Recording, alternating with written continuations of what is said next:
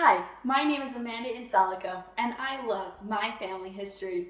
For me, family history is discovering who I am and who my ancestors are.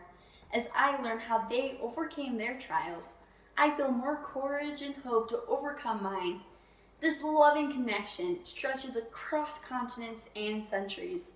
Ultimately, it gives me great hope to have an eternal family reunion on the other side of the veil. I can't wait to meet my ancestors whose temple ordinances we have performed as proxy after having found them in our family tree. Doing family history has helped me understand better and focus specifically on the three most important and enduring designations that President Nilsson has encouraged us to prioritize. 1. Child of God. 2. Child of the covenant. And 3. Disciple of Jesus Christ. Doing family history has helped me see my true identity as a literal child of God and a covenanted disciple of Jesus Christ with divine potential. I have come to understand my own identity as both a child of God and a descendant of some incredible men and women as I have spent countless hours researching and discovering my own family tree. My mother introduced me to FamilySearch when I was just 14 years old. During that particular time, I was overcoming a traumatic brain injury that negatively impacted my ability to recall most of my childhood memories.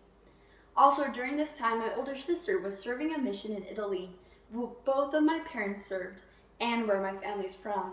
While she was teaching the gospel on this side of the veil, my mother and I were finding thousands of our ancestors on the other side of the veil in Spanish Fork.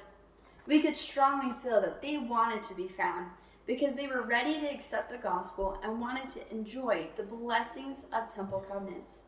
While I was struggling with feelings of memory loss and also not remembering my past and who I was, I found myself again as I found my ancestors and learned their stories. My family immigrated to America from several different countries.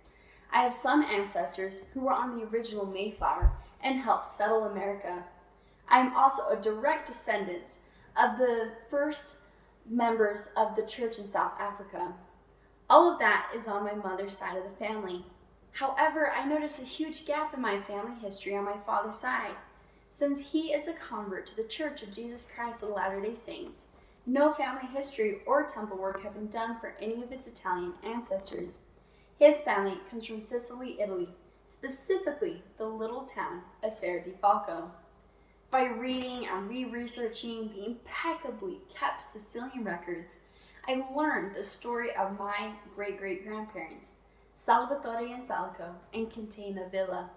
Salvatore Insalaco was a miner in the dangerous and brutally horrific conditions of the Sicilian sulfur mine. Starting at a young age, some as young as 5, Sicilian boys were held in slave-like conditions, working underground 8 to 10 hours, carrying 100+ pound loads of sulfur on their backs. Then, if they survived their childhood, they would graduate to mining the sulfur themselves.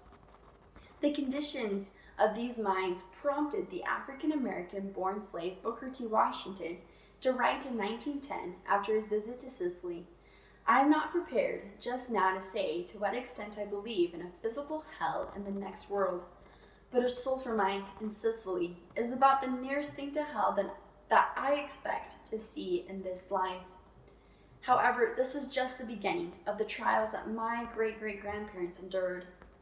It is tradition in Sicilian culture that if a baby dies in infancy, the next child is given the same name.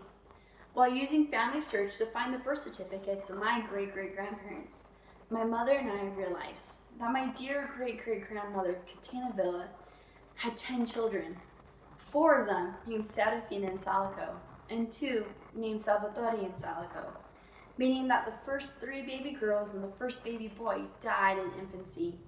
When looking at the cause of death, it became painfully clear that unbeknownst to my great-great-grandfather, he would come home after a hard day's work in the sulfur mine, only to bring back some of that dangerous dust back home to his babies, who ultimately succumbed to it. And my family was not unique in their loss. Fortunately, Salvatore and Catena were able to save all that they could and headed to America, where they had another baby boy named Salvatore Insalaco, who was my great-grandfather. He married Antonina Bonafede, whose family also made an incredible journey to America. I recently discovered handwritten recipe cards from her that detail the cultural foods of my Sicilian family, from handmade pastas and bread to arancini and ricotta cake and pastries, all written in flowing cursive that date, and the dates on the cards go back about a century. This year I've taken the recipe cards and digitized them. Then each week I've cooked or baked at least one of her recipes, with the goal that by the end of the year I will compile a cookbook with all of my family's cultural foods from Italy to pass down to my future children. I would love to return to the land of my father's family, Serra di Falco, Sicily, Italy. It has always been an unreachable dream of mine. I have the address of the house where my great-great-grandfather was born. I would love to walk the streets and smell the air of where he used to call home.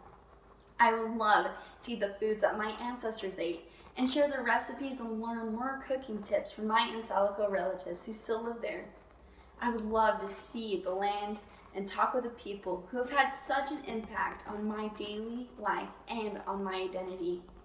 This would give me an even greater understanding and appreciation of my Italian family and culture that I have come to love while doing family history.